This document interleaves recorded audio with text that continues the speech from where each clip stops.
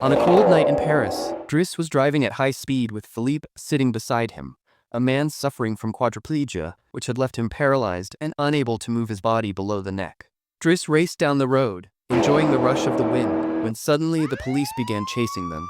Seeing this, Driss made a bet with Philippe that he could escape the police, but soon the officers surrounded their car and caught him. Then, Driss quickly told them that Philippe was very sick, and he was speeding only to rush him to the hospital. Playing along, Philippe pretended to be ill, while Driss warned the officers that if something happened to him, they would be responsible for stopping his emergency. Nervous police decided to escort them with a convoy to the hospital. Both of them laughed happily because they had tricked the police, and their bond looked like that of old friends. Then the story moves into a flashback. Philippe, a wealthy man, was searching for a caretaker because of his illness, and his assistant Magalie was helping him with the interviews. Many candidates came, all expressing sympathy and pity. But Philippe found no spark in them, because his life had become dull due to his condition, and he wanted someone who wouldn't show pity, but instead take on the challenge and treat him like a friend. After rejecting many people, he was losing hope until Driss walked in. But Driss had actually come not to get the job, but just to be rejected, since he was unemployed and living off government benefits, and needed proof that he had applied for a job. So with confidence written all over his face, Driss openly said he had no interest in the job and only wanted the papers signed. Though he looked rough, almost like a thug, he was completely different from the others. He was bold, carefree, and instead of showing sympathy, he spoke in a straightforward and even trying to flirt with assistant Magalie. Impressed, Philippe told him, "I can't sign these papers today. You'll have to come back tomorrow at 9 a.m. After leaving Philippe's place, Driss returned his home, where his large family struggled to survive in a small house, and as the eldest of many siblings, so he carried the responsibility of looking after them. But he noticed his younger brother Adama meeting with some shady people, and when Driss tried to confront him, Adama lied and slipped out of the house. That night, their mother came home exhausted from work. She was a hard-working woman who labored day and night to make ends meet, and she was furious at Driss because he had only returned after 6 long months. So trying to calm her down, Driss gave her a golden egg he had stolen from Philippe's house, but she scolded him, saying that an egg could not pay the rent or buy groceries. She wanted him to take responsibility and contribute to the family expenses, something she had told him many times before. But this time, she fed up with his careless attitude and threw him out of the house. Upset, Driss wandered the streets all night, trying to pass time, and the next morning he went back to Philippe's house to collect his signed documents. But instead of handing them over, Philippe's maid Yvonne took him inside and gave him a tour of the house. She explained Philippe's daily routine and told him that no caretaker had lasted more than a few weeks with him. The truth was, Philippe had started taking interest in Driss and wanted him as his personal caretaker, which is why Yvonne had been told to show him around. But Driss had no intention of taking the job. But when he saw the luxurious room and the massive bathroom that came with it, his mind began to change. Later, Philippe gave him the signed documents, but just as Driss was about to leave, Philippe challenged him to try working as his caretaker for 1 month. He did this deliberately to convince Driss to stay, and his plan worked, since Driss now had no place to live, so he accepted the job.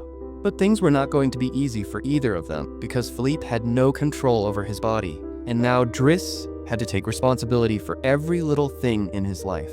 At first, Driss made a lot of mistakes, like forgetting to strap Philippe into his chair, and washing his hair with the cream meant for his feet, and failing to get him ready on time, and not following the house rules at all. He behaved as if he owned the place. He once caught Philippe's daughter Elisa with her boyfriend, and chased both away, and he often kept sneaking glances at Magalie because he liked her. But one day he accidentally spilled hot tea on Philippe, and when Philippe told him he couldn't feel anything, so Driss poured hot water again just to check.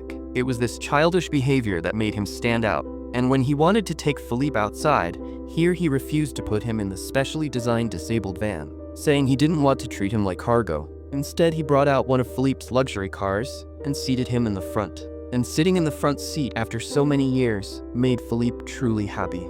Then Driss also taught Philippe's rude neighbor a lesson, a man who always parked his car in front of the house just to irritate him, and Philippe was delighted because the neighbor deserved it.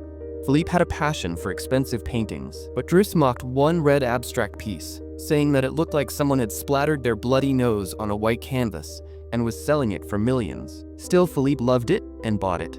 Then one day, a friend came to visit Philippe, saying that he had investigated Driss and discovered that he was a criminal who had just been released from prison after serving 6 months for robbing a jewelry store. And he also told Philippe not to trust people so easily, especially in his vulnerable condition, because Driss was careless and unfit to take care of him and had neither affection nor sympathy for him. But Philippe replied that this was exactly what he wanted, that someone would treat him like a normal person. And Driss never made him feel disabled.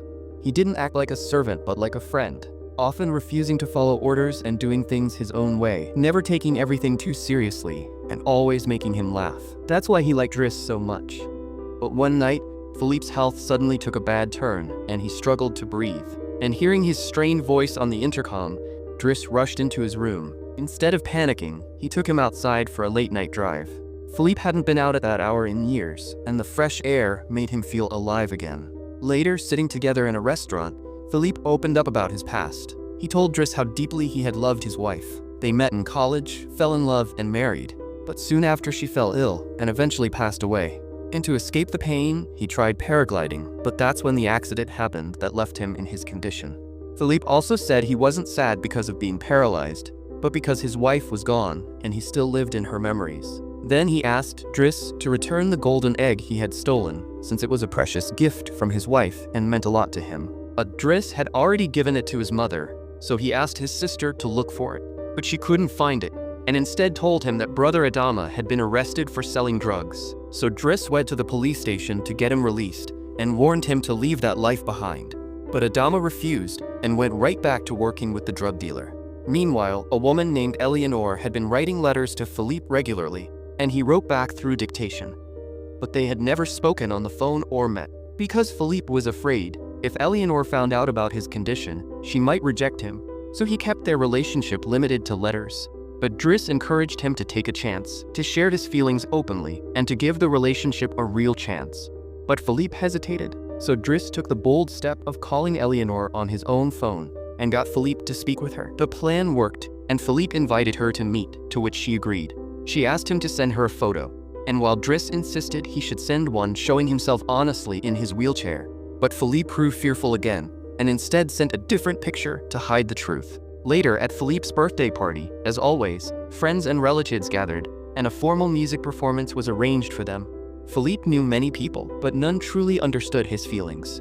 But Driss found the music boring, so he switched it to lively party music, and then started dancing himself, and got everyone else on the floor too. Soon, Philippe was supposed to go on a date with Eleanor, and Driss carefully dressed him up, while Yvonne took him to the restaurant. But as Philippe sat there waiting, panic began to set in, because he feared Eleanor would reject him after seeing his condition, overcome with insecurity. So he decided to leave before even meeting her. As Yvonne wheeled him out, Eleanor was actually entering the restaurant, but the two never saw each other. To cope with his anxiety and pain, Philippe took off in his private jet. The flight made him feel better, though Driss was terrified of the height. Wanting to help him and forget about missing Eleanor, Philippe also took him paragliding, though Driss was afraid at first, but he eventually enjoyed it. When they returned home, Driss's brother Adama was waiting, his face marked with bruises from a fight. But Driss, not wanting to upset their mother, kept hiding Adama's troubles from her. After seeing Driss troubled, Philippe asked about his family, and Driss explained that things were complicated.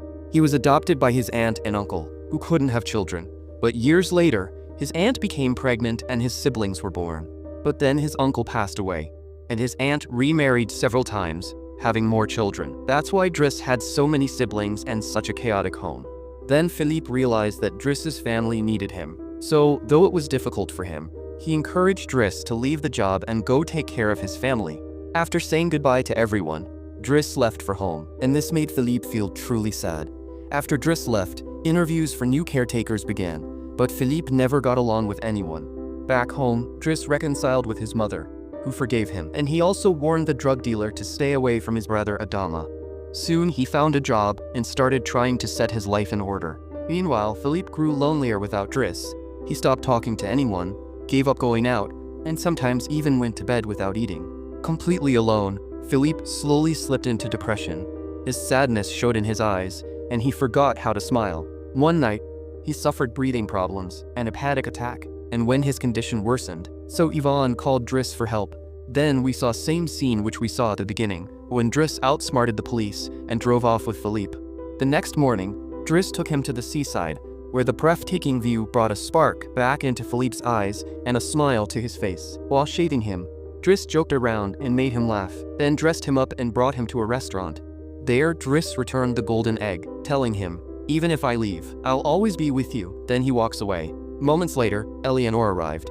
Because Driss had brought her there and already told her the truth, she still cared for Philippe, despite his condition, and seeing her made him happier than ever. At the end, we are told that Philippe eventually remarried and had 2 daughters, while Driss became the owner of a company and the father of 3 children, and their unforgettable story came to an end.